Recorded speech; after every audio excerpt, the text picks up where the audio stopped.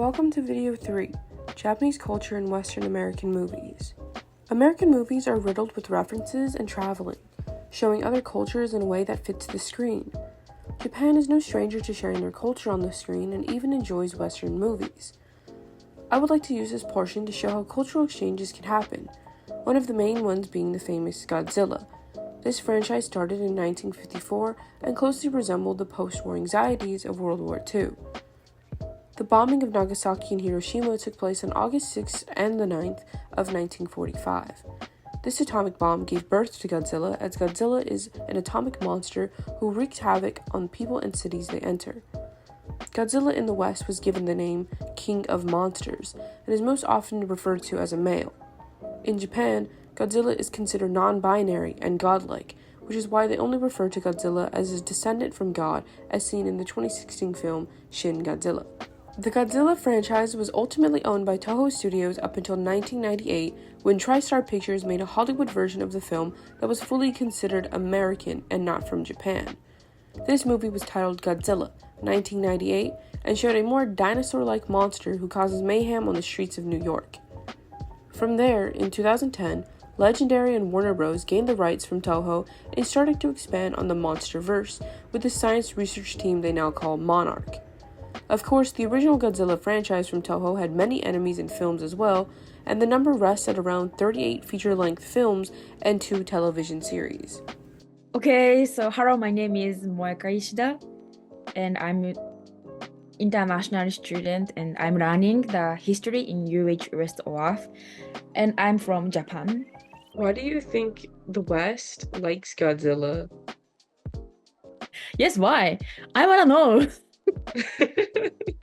I think Godzilla is not popular in Japan. I don't know, because I think a lot of men likes Godzilla. Yes, because I think a lot of people know the Godzilla's movie, but some people doesn't watch Godzilla.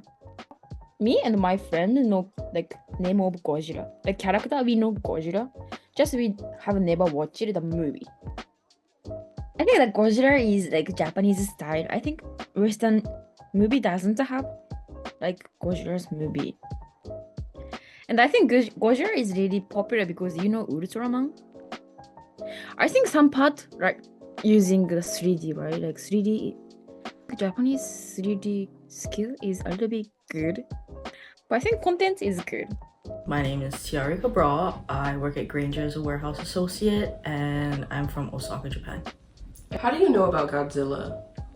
From my dad. He's into like sci-fi, fiction, you know, stuff like that. He takes interest in, I guess you would call it like oversized animals, similar to Transformers, I would say, Gundam.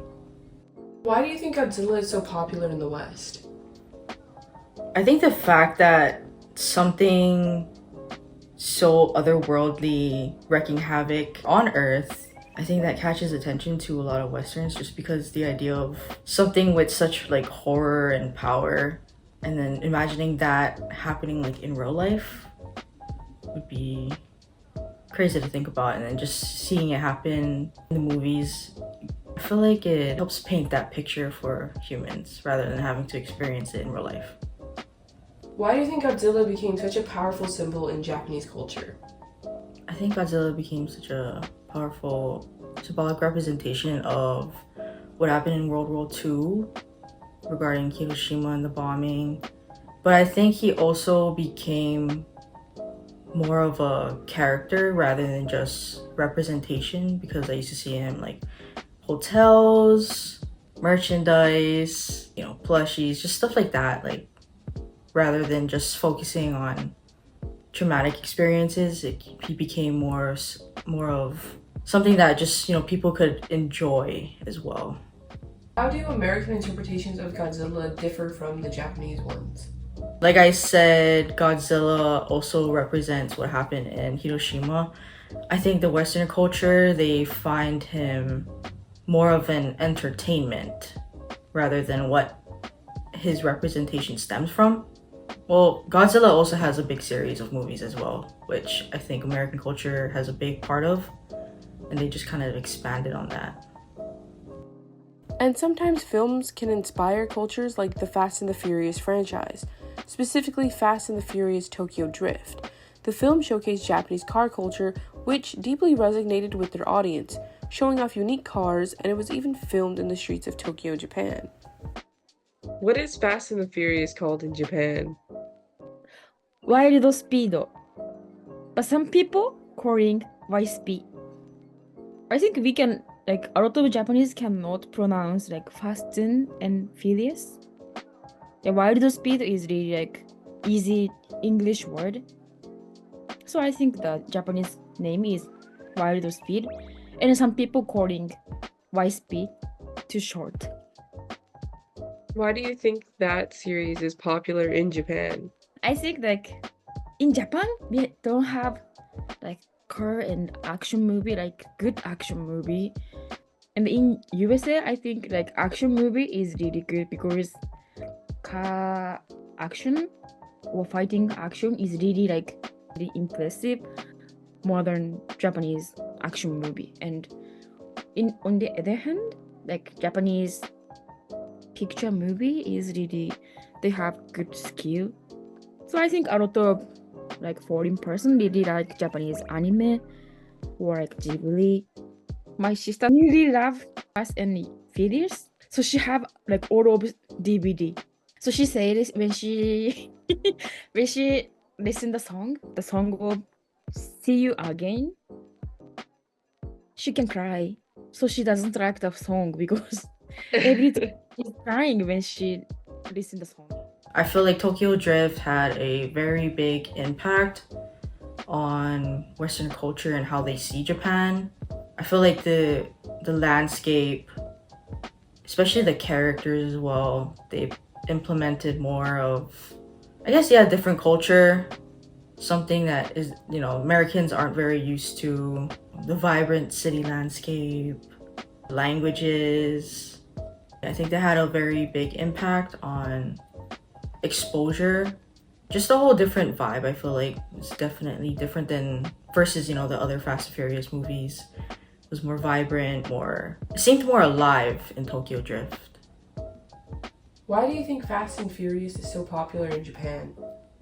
I think it's popular in Japan because it's also like a culture shock, because it implements so much of American culture, and the fact that there's such a big car community can bond over something like that plays a big part. Where do you see the future of Japanese and Western movies? I see the future being bright because I feel like as of now, Japanese and Western culture, they almost go hand in hand. I wouldn't be surprised to see Japanese culture being implemented into American movies and vice versa. I feel like the exposure will be a lot more open in the future, more appreciative, and I feel like a lot of people will find more interest in Japanese and Western culture. Any final words? I'm glad to see that American people are very open to learning more about Japanese culture, because it wasn't like that in the past. I feel like especially regarding anime, a lot of American culture would tease, they would bully people about it. I know I was bullied about it. I know a lot of my friends were bullied about it.